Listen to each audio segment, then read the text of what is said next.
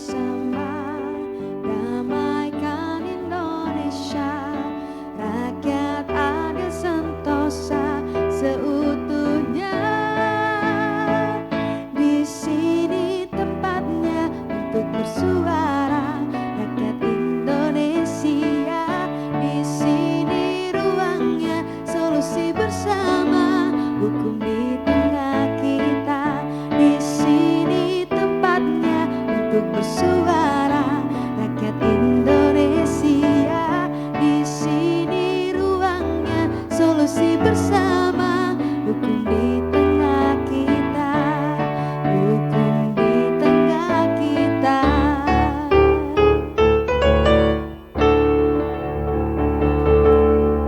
Ya, Mas Pulung, kita ini sering menugaskan wartawan ke lapangan. Benar. Balik-balik biasanya berita, bawa berita. Cuman saya nggak tahu, kadang-kadang nggak pernah diceritain nih sama teman-teman wartawan ada masalah apa di lapangan. Nah, hari ini kita ada yang unik karena ada orang yang ternyata gara-gara cuma konten rame, Bu, bahas wartawan. Oh, iya. Jadi persoalannya ini bawa-bawa nama wartawan gitu ya. Benar. Tapi mudah-mudahan bukan itu yang dialami sama teman-teman di lapangan ya. Nah, Kita coba lihat liputan redaksi.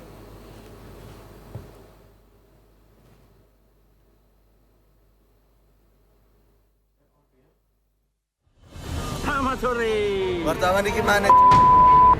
Selamat sore, Mas Roy.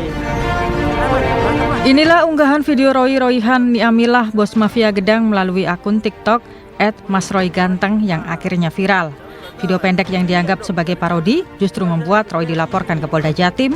Setelah melihat video itu, Ketua Forum Komunikasi Alumni UKW FKA UKW Edi Tarigan menganggap unggahan itu melecehkan profesi wartawan. Edi Tarigan menyebut bahwa video TikTok dan snack dari akun bos mafia Gedang ini tampak menyebut profesi wartawan dengan barang bukti video unggahan itu.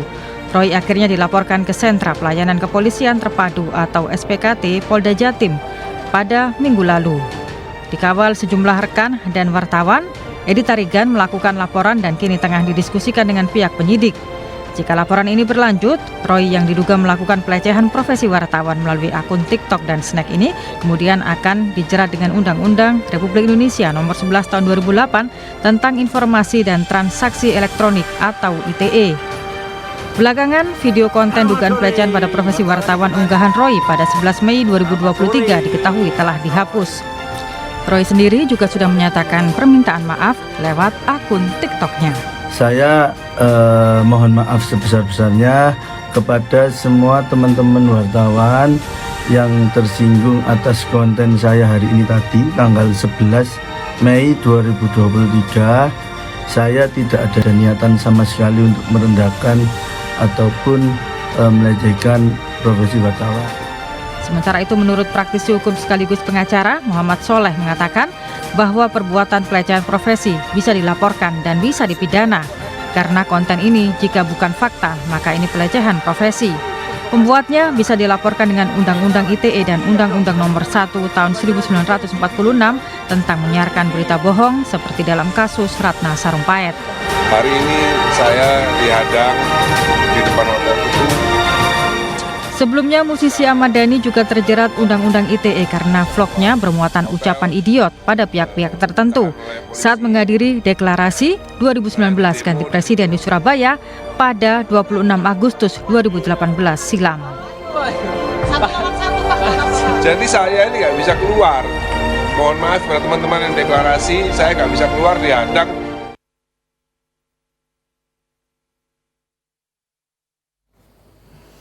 Ya, jadi itu tadi persoalannya.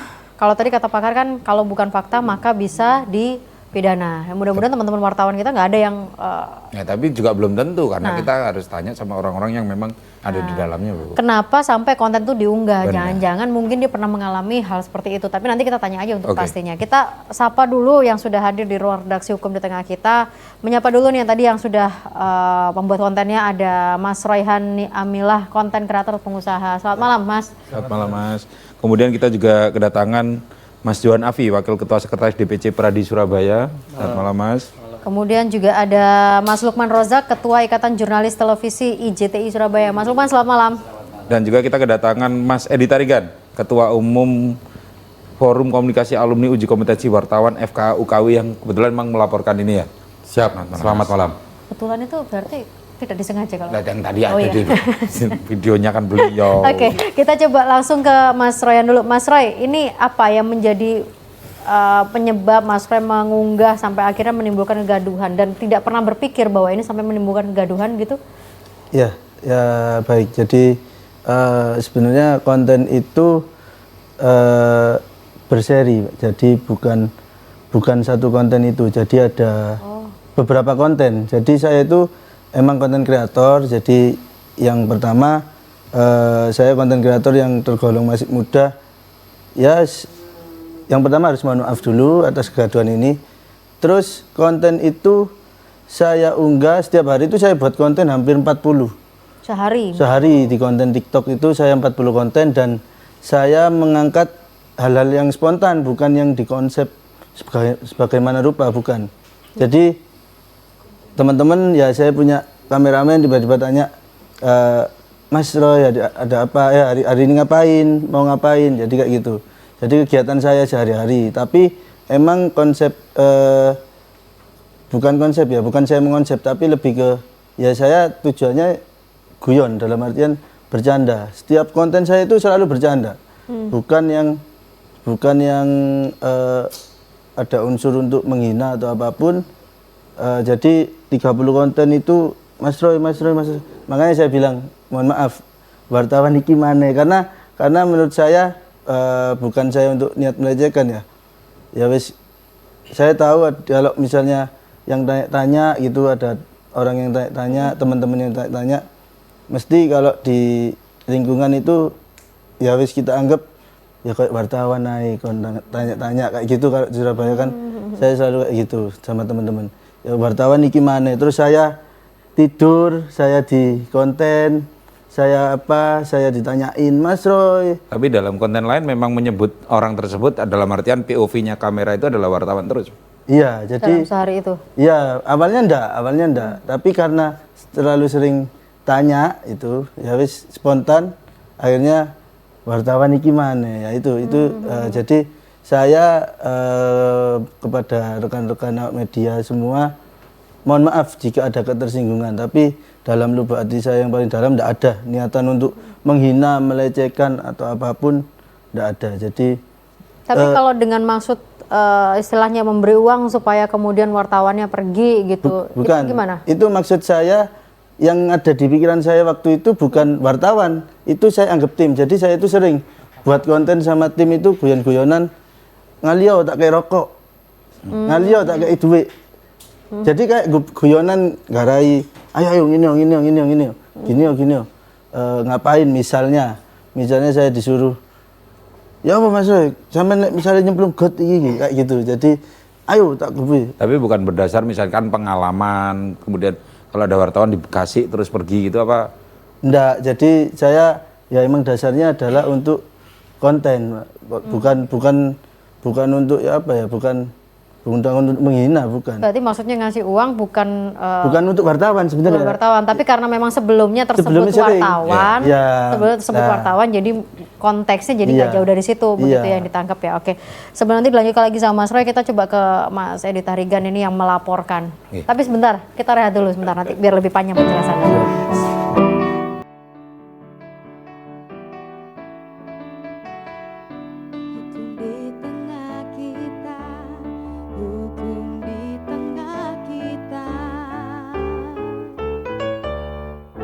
Tadi sebelum rehat, Ibu sempat menyebut nama Mas Edi Tarigan dan Iya, Mas Edi Tarigan mau mengumumkan sesuatu loh. Sudah semangat Iya, ya. iya.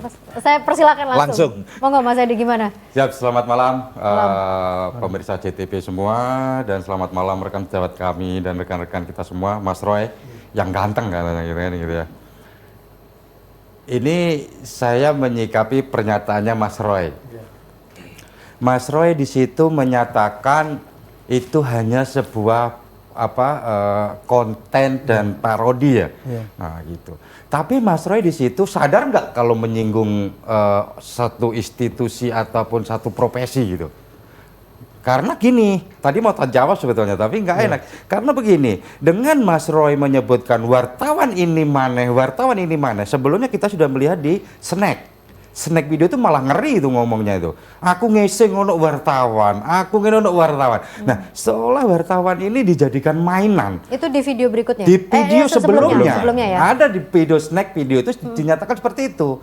Jadi seolah profesi kita ini selalu sangat dibuat mainan, dilecehkan. Sedangkan kita mau menjadi seorang wartawan dengan karya jurnalistik kita harus diuji dulu. Kita harus diuji dulu.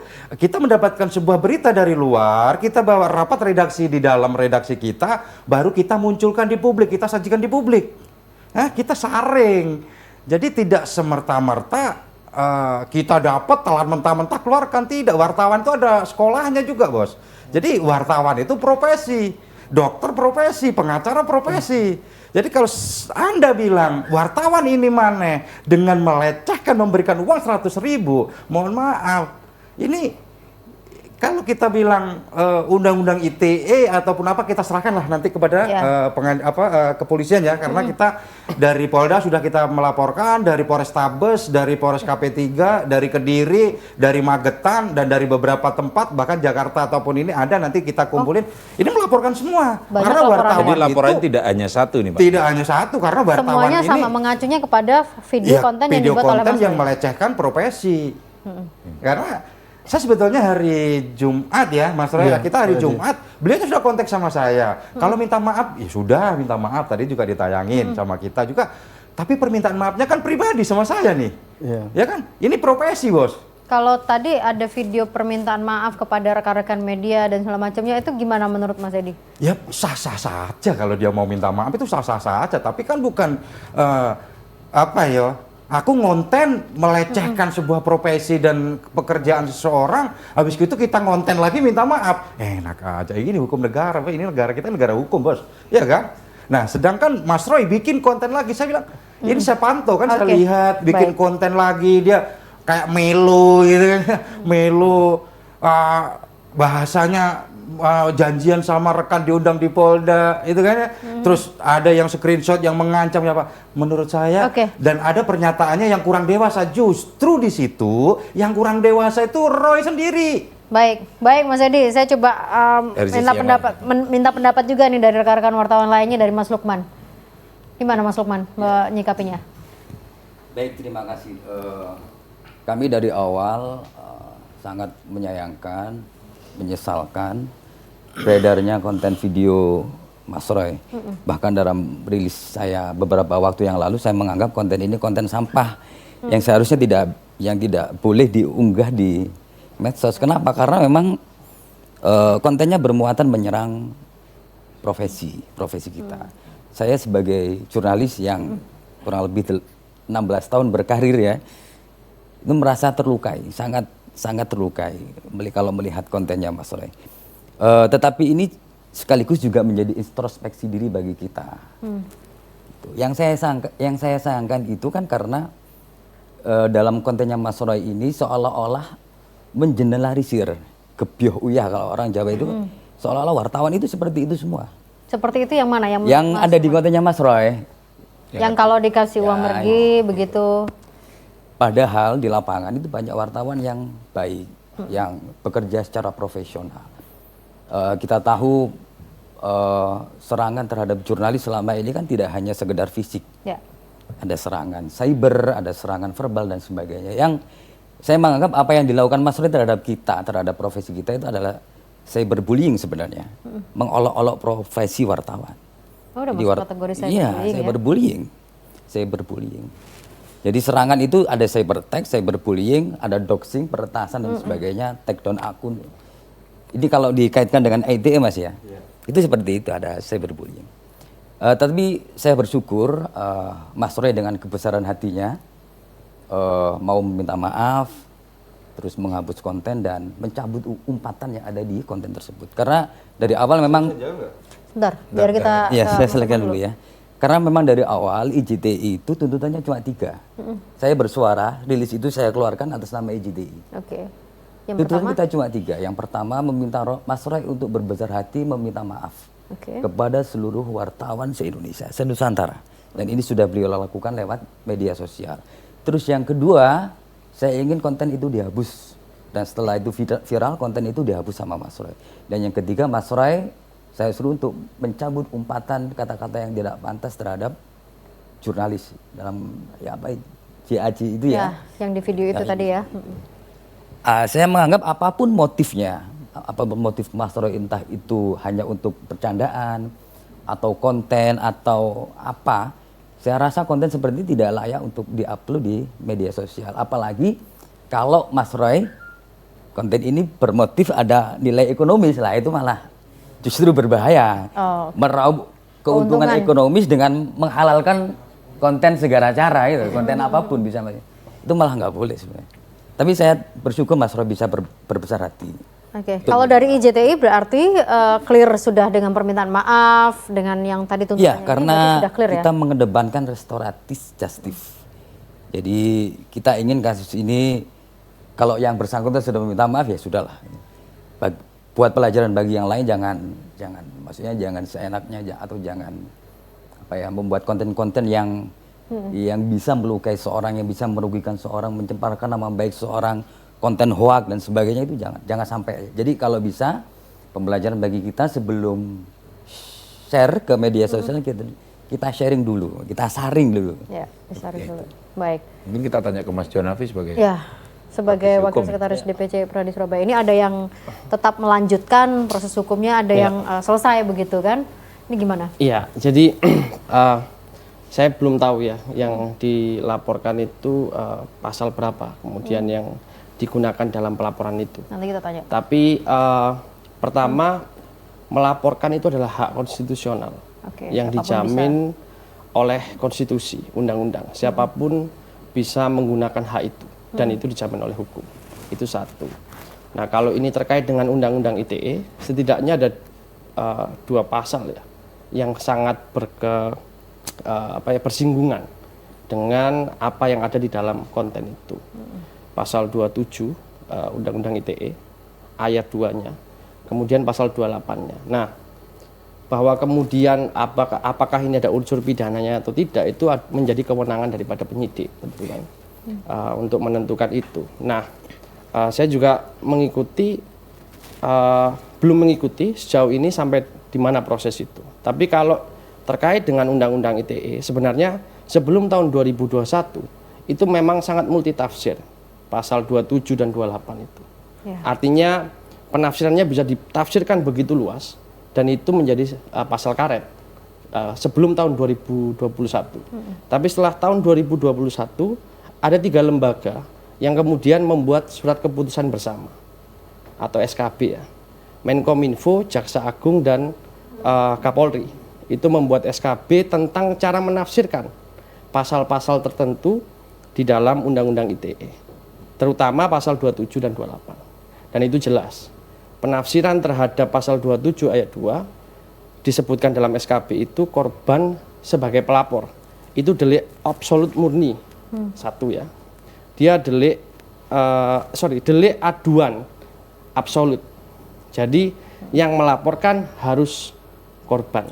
Orang yang merasa dilecehkan. Itu satu. Yang kedua, SKB itu berbunyi bahwa korban sebagai pelapor harus seseorang. Tidak boleh institusi, tidak boleh jabatan maupun profesi. Kelompok juga. Kalau perorangan ya, jelas. Karena gini, pasal 310 sampai pasal-pasal tentang penghinaan dan pencemaran nama baik itu pada dasarnya adalah melindungi martabat orang. Ya, melindungi martabat orang. Yang dilindungi adalah, jadi hukum pidana itu 3 hal yang dilindungi dalam hukum pidana itu.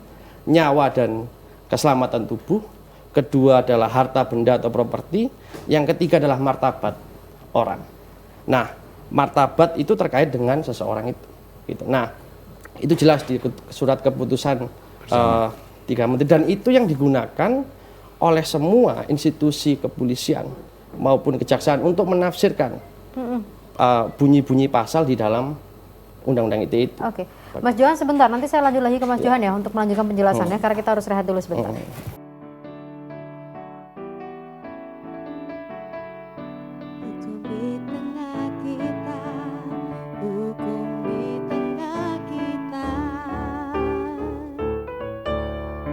Tadi kita sempat terpotong, Bu. Ya. Yang kita tunggu nih setelah Ini ini justru juga. harus yang lebih jelas lagi, seseorang ini seperti apa, karena kan yang disebutkan adalah profesi. Sementara profesi biasanya Kita juga seseorang punya profesi kadang. melekat ya sama diri kita, Mas Johan. Ya, jadi gini, saya tidak bicara soal apakah ada unsur pidananya atau tidak, Oke. situ ya. Untuk menentukan ada unsur pidananya atau tidak, Dari penyidik. itu kewenangan penyidik Oke. dan bisa jadi tidak menggunakan pasal itu. Oke. Tidak menggunakan pasal itu, bisa kemungkinan ada pasal lain, dan itu kewenangan penyidik sepenuhnya, gitu ya. Nah, saya hanya bicara soal istilah melecehkan tadi. Melecehkan itu kan kaitannya dengan pasal-pasal mengenai penghinaan, pencemaran nama baik dan penghinaan, ya, fitnah juga termasuk di situ. Nah, kalau yang digunakan adalah Undang-Undang ITE, maka acuannya SKB. Oke. Nah, kenapa kemudian harkat dan martabat seseorang itu yang dilindungi? Karena begini logika sederhananya. Kalau kemudian saya nih, nama saya dicemarkan, Johan. Oh, Johan ini menerima uang, misalkan gitu. Oke. Terus saya nggak melapor, tapi yang melapor adalah Orang lain. Yang mengatasnamakan saya. Orang lain melapor atas dasar Mas Johan dilecehkan. Misalkan pendukung saya yang melapor, Mas Johan dilecehkan. Itu nggak bisa ya? Tiba-tiba saya dipanggil sama Polda. Bener nggak kamu dilecehkan? Enggak, saya nggak dilecehkan. Saya nggak merasa dilecehkan. Saya nggak merasa dicemarkan nama baik saya. Selesai, pidananya hapus kan. Nah kalau dalam kasus ini gimana Mas Johan? Itu kenapa kemudian martabat seseorang, orang yang melapor adalah orang yang menjadi korban, yang merasa namanya dicemarkan. Itu yang dimaksud dengan kata term seseorang itu tadi. Singkat, kalau dalam kasus ini Mas Johan melihatnya gimana? Karena yang disebutkan wartawan begitu kan? Iya, ya ini tadi yang terjadi faktanya adalah ada kemudian pendapat, misalkan Mas Lukman tadi menyatakan bahwa ini bagian dari cyberbullying, misalkan. Terus Mas Edi Tarigan menyatakan ini penghinaan. Gitu. Nah, itu kan sudah kelihatan adanya penafsiran yang berbeda. Karena itu terkait dengan profesi. Nah, memang aturan mengenai pelecehan terhadap profesi itu juga menurut saya masih ada kekosongan hukum di situ, gitu loh. Tapi bukan berarti tidak bisa dikenakan dengan pasal lain. Baik. Itu ya. Baik, Mas Johan. Saya kembali ke Mas Edi dulu. Ya, terima kasih. Saya sependapat dengan sahabat kami dengan yang dibicarakan terkait SKB. Saya sependapat dan saya sudah mempelajarinya juga dan saya sudah mengetahuinya juga. Namun begini, yang disampaikan sahabat kami Mas Lukman, beliau kalau sudah minta maaf sudah kan begitu. Ini adalah sebuah profesi, Bos. Jadi yang disampaikan oleh sahabat kami ini hanya orang yang bisa melaporkan.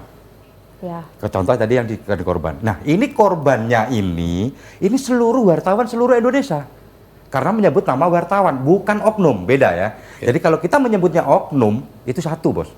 Tapi kalau ini sudah berbicara wartawan, kita semua ini berprofesi sebagai wartawan. Berarti se-Indonesia Raya yang menyandang profesi wartawan, ya ini yang bisa melaporkan. Tapi gini, karena kan Mas Lukman katakanlah begitu, ini kan atas nama organisasi begitu ya, wartawan juga begitu kan. Kalau dibilang seluruh wartawan mungkin juga ada yang dengan tindakan yang dilakukan Mas Roy mungkin sudah memaafkan, tapi ada yang belum. Nah ini definisi seluruh wartawan gimana Mas Edi?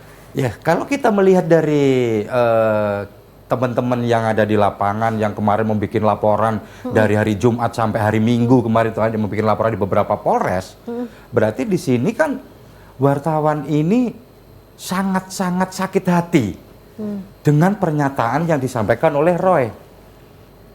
Ya kan begitu. Jadi saya menghormati, saya secara pribadi dari hari Jumat, saya sudah, ya secara pribadi saya maafkan kamu, saya maafkan, tidak ada masalah. Dan permintaan Mas Lukman, tadi kan 3 nih, bertele-tele 3. Permintaan saya cuma 1 sebetulnya. Dan mulai hari Jumat, itu sudah saya sampaikan sama Roy. Kalau boleh tahu permintaannya? Nah, permintaannya sama. Ayo kita jumpa pers, kita datang ke Polda, kamu minta maaf ke seluruh wartawan yang ada di sini dan kamu minta maaf kepada seluruh wartawan yang ada. Jadi bukan meminta personal, buat minta maaf personal, bukan. Tapi kalau seandainya itu dilakukan, Sudah clear dari hari Jumat. oke. Tapi malah beliaunya malah bikin konten-konten yang melo-melo mengundang keresahan dan kegaduhan masyarakat. Ini bos yang perlu dicatat. Sebetulnya kalau beliaunya ini mulai hari Jumat itu datang dengan gentle setelah nelpon saya, ketemu, tidak membuat konten yang melo-melo lagi kayak begitu, itu justru tidak akan membuat gaduh. Nah ini kalau membuat gaduh, mohon maaf, ini pasalnya juga akan gaduh nanti.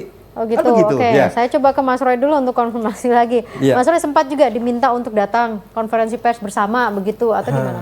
Saya waktu itu kemarin ya sempat menghubungi Pak Edi juga, memohon maaf. Sebenarnya saya itu berusaha untuk minta maaf ke semua wartawan. Makanya saya awali dengan konten. Oke. Konten saya itu dilihat, klarifikasi itu dilihat sekitar hampir 1 juta orang.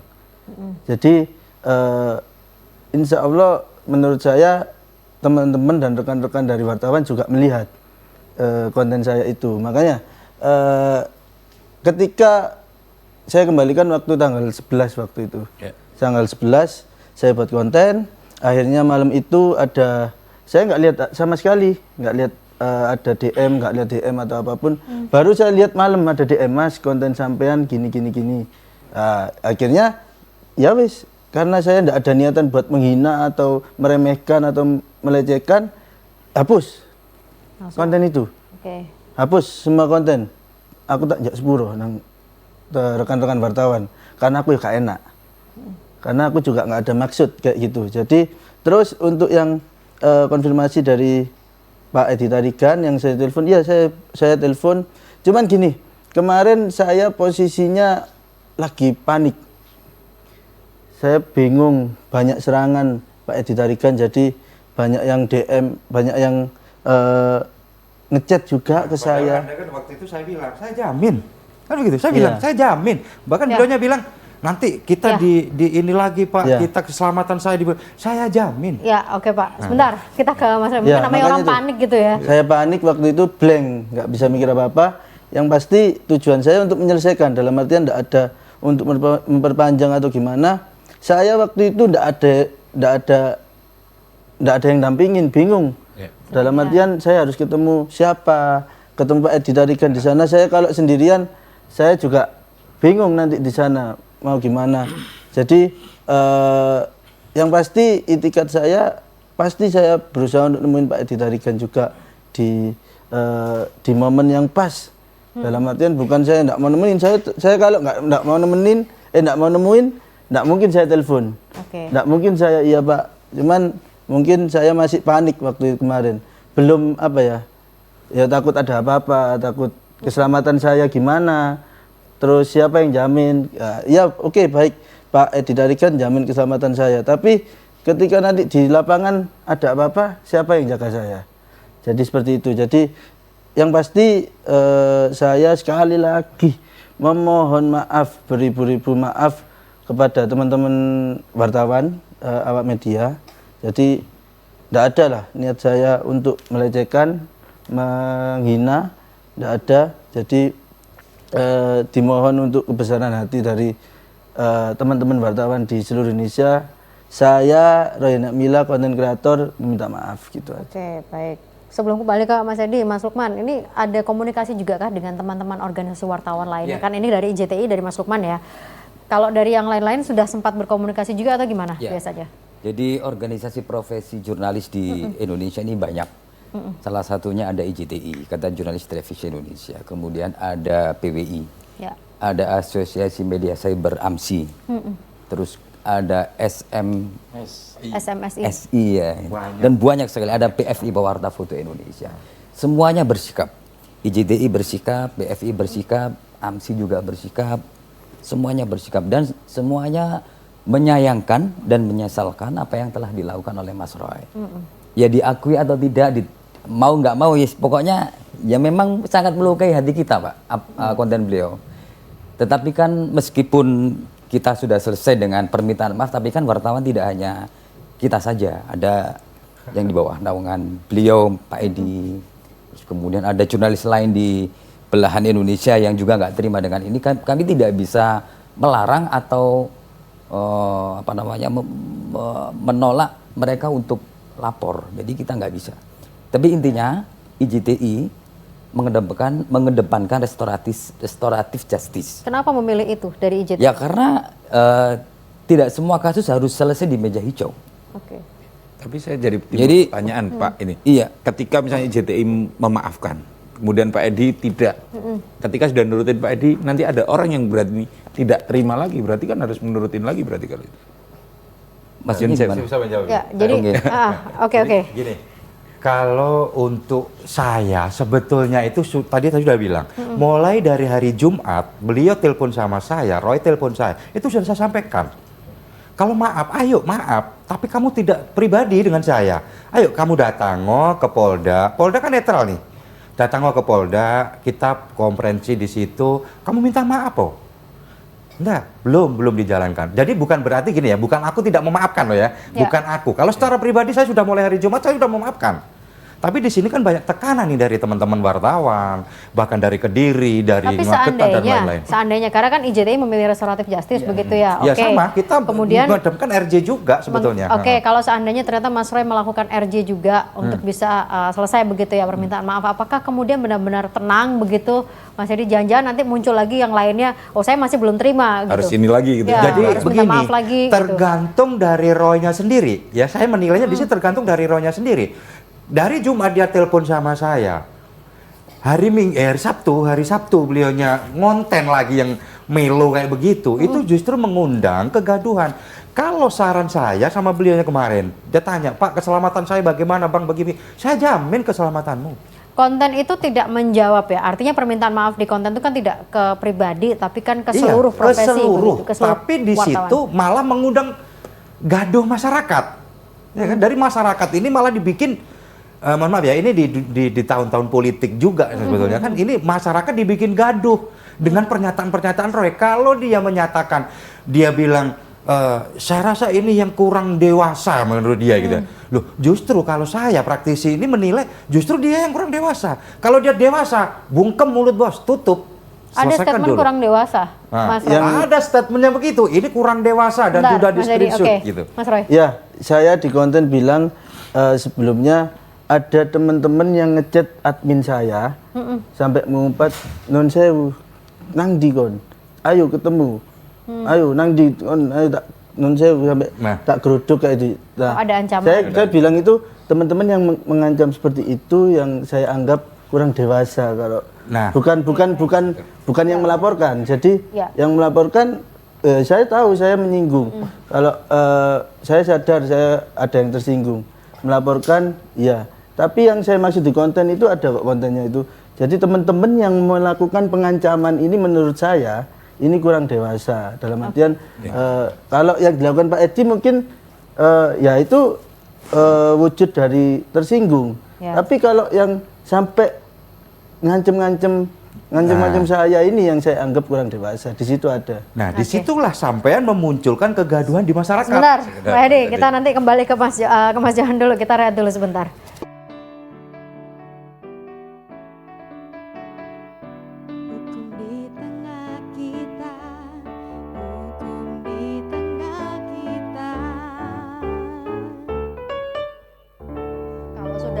Gaduh rame-rame gitu ya, ada yang tersinggung, ada yang memilih untuk memaafkan, ada yang masih wah ini nggak bisa. Tapi ini sebenarnya sebuah pertanyaan besar karena nyun sewu yang namanya kayak Mas Roy sih konten kreator. Nanti kita juga punya media sosial, Mbak punya media sosial. Kita salah ngomong kejadian kayak gini sebenarnya kita pingin tanya sama ahli hukum sih. Biar nggak panas kayak gini gitu ya. Biar kita nggak kejebak kayak gini lagi sih gitu. Gimana Mas Johan, pendidikan ke masyarakat juga supaya konten yang dibuat itu aman dari undang-undang ITE, aman supaya nggak ada yang tersinggung.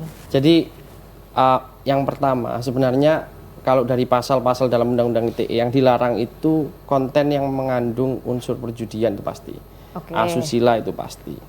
Kemudian konten yang itu bisa menimbulkan atau yang berisi pelecehan, penghinaan terhadap seseorang, ya, martabat seseorang. Yang berikutnya adalah konten yang juga bisa menimbulkan rasa permusuhan di masyarakat berdasarkan sara. Itu juga dilarang di dalam undang-undang ITE. Tapi menanggapi kasus ini sebenarnya begini, seperti yang disampaikan Mas Lukman tadi, ada banyak nih organisasi profesi. Menurut saya proses penyelesaiannya ini butuh kepastian hukum. Harus ada kepastian hukum untuk bisa memastikan bahwa ini ada unsur pidananya atau tidak. Menurut saya itu.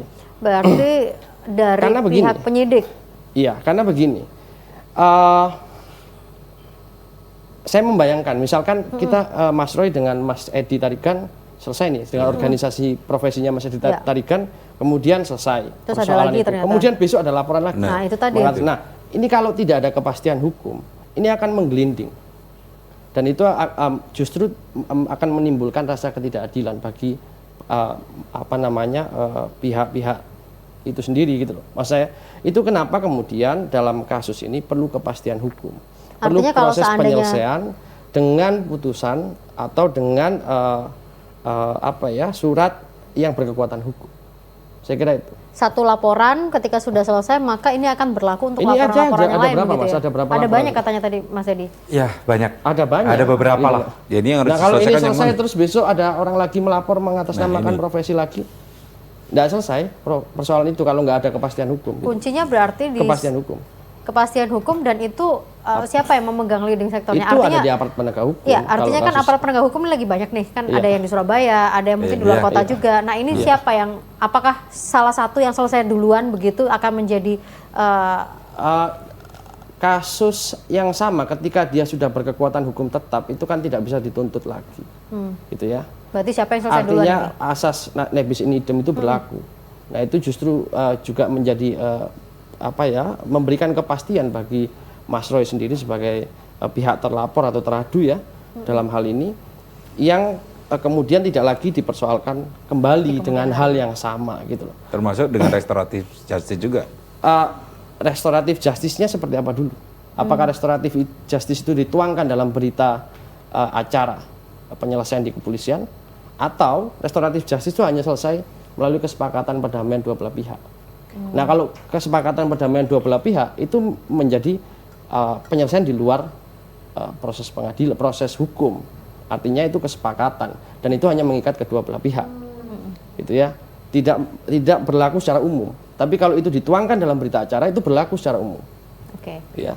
Tapi gini Mas Johan, karena lagi-lagi ini kita kembali ke pendidikan ke masyarakat begitu ya, sebagai mungkin ada yang konten kreator, ada yang punya medsos, hal-hal yang mungkin bercandaan terhadap sebuah profesi begitu kan. Profesi kan banyak, mungkin ini wartawan, mungkin besok Atau apa ada begitu. profesi lain ada lagi. profesi lain lagi begitu. Di mana sih batasan sebenarnya? Oh, si pembuat bilangnya bercanda, tapi mungkin ada yang tersinggung begitu. Itu gimana? Saya percaya profesi wartawan itu sama mulianya profesinya dengan pengacara. Jadi salah satu fungsi dari wartawan atau jurnalis itu adalah mengawal demokrasi, dan itu menjadi garda terdepan. Sampai dengan saat ini jurnalis itu menjadi garda terdepan untuk mengawal demokrasi. Kasus Freddy Sambo itu tidak akan terungkap kalau nggak ada peran jurnalis, kayak gitu-gitu ya. Itu banyak sekali pengungkapan kasus kerah putih itu yang justru punya peran penting digawangi oleh jurnalis, gitu ya. Nah, makanya itu kenapa kemudian setiap profesi itu layak untuk diperlakukan secara terhormat. Gitu Mas Johan, ini saya izin untuk membacakan beberapa WA yang masuk ke handphone redaksi ya. Yang pertama ada Mas Mehmet dari Surabaya, setuju restoratif justice, biar penjara gak penuh. Sebagai wartawan saya memaafkan Anda. Kemudian ada Wiwit di Gresik, Mas Roy sudah minta maaf di konten dan saya rasa itu cukup karena uploadnya juga di konten medsos. Kemudian Mbak Rina di Surabaya, kasus Ahmad Dhani jadi pelajaran, hati-hati bikin konten bro, ojo sampai menyakiti profesi dan perseorangan. Juga ada Mas Roni dari Gresik mengatakan ini diskusi menarik. Para konten kreator harus hati-hati kalau membuat konten, jangan asal viral saja sampai berujung kasus hukum. Kemudian ada Mas Mamat asal Bangkalan, kalau sudah minta maaf kan seharusnya sudah selesai. Kasus sepele jangan terlalu dibesar-besarkan, apalagi ditunggangi pihak yang cari keuntungan materi. Bu Titik dari Surabaya mengatakan setengah mati awake dhewe kerja awan bengi, ojo dilecehno bro, kita kerja sesuai kode etik jurnalistik. Dan yang terakhir, halo kakak, saya Taufik, mohon maaf Nama saya mau disamarkan. Sudah terlanjur baca saya. Tapi banyak nama-nama topik ya. Topik banyak kok Mas, jangan takut. Aman. Waktu kejadian sebelum pelaporan, saya dan kawan saya sudah menjumpai Mas Roy dan mengajak Mas Roy untuk rundingan masalah itu. Ayolah diselesaikan dengan baik-baik, tapi nyatanya diabaikan. Saya mungkin lagi panik sebab saya ingin bantu Mas Roy supaya masalah ini tidak berlarut-larut. Gitu. Oke, ada banyak ternyata juga. Artinya ya. dari WA yang masuk ke redaksi saja kita bisa melihat ada yang setuju, ada yang enggak gitu. Oke, kita lihat dulu, nanti kita masuk di segmen terakhir ya.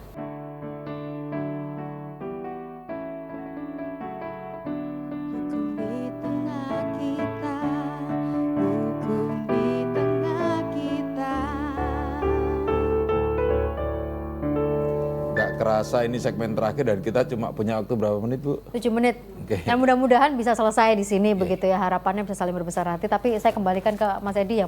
Saya nggak tahu apakah ada jalan lain, apakah mau tetap dilanjutkan atau mungkin masih terbuka ruang restoratif justice untuk Mas Roy? Kalau saya dari tadi ya saya sudah bilang tadi. Ya. Saya dari hari Jumat itu sudah membuka pintu. Ya, artinya sekarang kan sudah masuk Sudah laporan. siap, selesai. Nah, Iya. apakah ini masih bisa terbuka lagi ruang itu untuk mungkin konferensi pers lagi dan kemudian close atau gimana?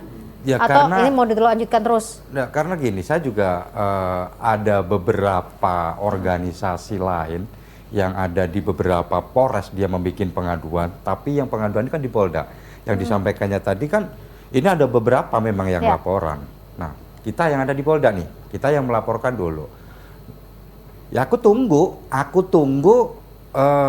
etika baiknya dari Roy sendiri untuk melakukan konferensi tersebut. Jadi artinya di masih tetap Polda Jatim. masih Nanti tetap saya sama jawab, ya? Pak. Duh, dari awal dari hari Jumat sudah saya sampaikan, tapi malah membuat gaduh. Ya, Ini artinya- yang membuat gaduh itu si Roy-nya sendiri, Ya, bukan misalnya dari besok kita. nih, misalnya besok konferensi persnya, berarti kita bisa damai di bumi gitu. Ya kita harus bicara dulu sama rekan-rekan yang Oke, lain, karena baik. kita kan profesi ini kan bukan milik saya sendiri. Karena Dan sudah saya bukan hari Jumat ya, Pak, ya. Sudah terlanjur kita sendiri juga ngomong ke Dewan Pers kemarin, Ya. kita hubungin telepon ke Dewan Pers, arahan dan apa, kita tetap memakai KID lah, kode etik jurnalis. Kode etik. Kita sebagai seorang jurnalis, kita kedepankan itu dan kita harus tetap menghargai dan menghormatin orang lain. Oke, Jadi baik. kalau ini memang segmen terakhir ya, ya Baik. itu saya harapkan itu nanti kedepannya jangan sampai lah, jagalah jarimu itu adalah nerakamu itu nanti. Kalau Gitu ini ya. kontenmu harimaumu ya, jadi Iya, neraka. kalau ini mulutmu harimau Serem-serem, lah ya. tentunya gitu nanti. Ya, benar.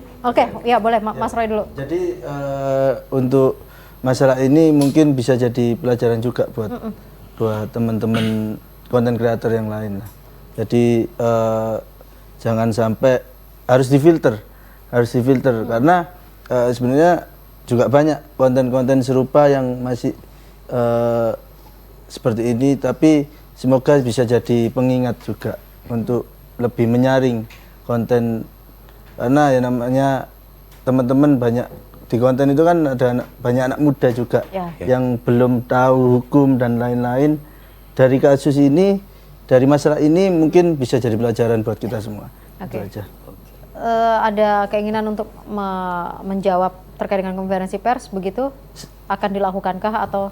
Ya intinya saya pengen selesai masalah ini. Saya enggak pengen semakin panjang, karena ya di tempat saya mempekerjakan banyak orang, Mbak, di sini. Oke. Saya nggak bisa ngonten, saya nggak bisa promosi, jadi bingung, keadaan masih bingung. Tapi Tapi ada keinginan untuk menyelesaikan ini. pasti. Mungkin tadi itu ya solusinya konferensi pers atau apa, Iya. nanti lah kita tunggu perkembangannya. Saya ke Mas Lukman, baru nanti terakhir dari Mas Johan sebagai penutup. Ya, jadi prestasi tertinggi penegakan hukum itu adalah ketika kasus itu tidak berujung ke penjara. Artinya dua pihak, kedua belah pihak sama-sama saling mengerti, sama-sama saling menghargai. Bagi Mas Roy, mudah-mudahan kasus ini bisa menjadi pelajaran. Ya. Kasusnya Ahmad Dhani Idiot dan kasusnya Jering dengan ID itu kan juga sama sebenarnya. Ya. Dan ini sebenarnya kalau mau bisa jadi jurisprudensi. Cuma kan seperti yang saya katakan tadi bahwa kita ini mengedepankan kasus ini berujung ke restoratif justice. Gitu. Karena tidak, ya mungkin kita terluka secara secara batin, secara harga diri dan sebagainya, tapi kan kalau bisa ini tidak berlarut-larut. Kasihan juga Mas Roy ini luar biasa, ini UMKM yang pemberdayaan masyarakatnya luar biasa ini nih. Berapa? 200 Kasihan nanti kalau gerai dia ya? terkena kasus hukum banyak yang tidak bekerja nanti. Ya. Jadi seperti itu. Jadi IJDI tetap dari awal tuntutan kita hanya 3, permintaan maaf, kemudian pencabutan umpatan itu, terus kemudian penghapusan konten itu saja sebenarnya. Oke. Nah, cuma waktu itu saya dengan syarat jika tidak ada iktikat baik yang bersangkutan untuk minta maaf, maka kasusnya akan kita bawa ke ranah hukum karena beliau sudah beriktikat baik ya. Akhirnya case close di situ ya. Oke. Mas Johan? Iya. Singkat. Ini khusus anak muda ya. Bijak dalam bermedia sosial itu penting karena media sosial itu media komunikasi satu arah. Beda dengan media massa. Media massa itu orang yang berkeberatan punya hak jawab dan teman-teman wartawan itu dilindungi oleh kode etik, undang-undang jurnalis dan undang-undang soal pers dan kode etik.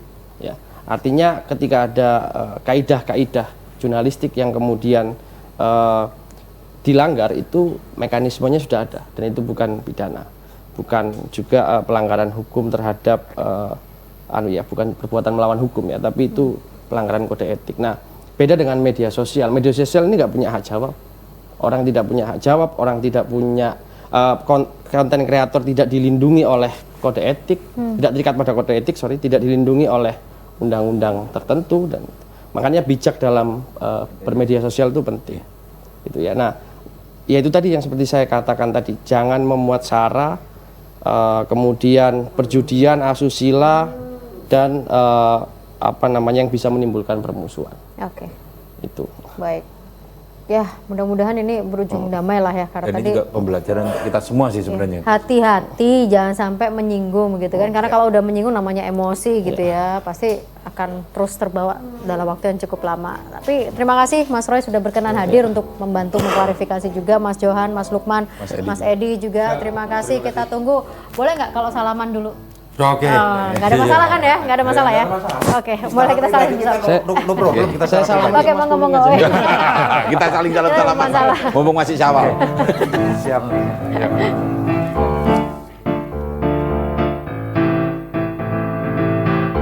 Aku lahir di negeri sulap. Aku besar di Republik Sulap, negeri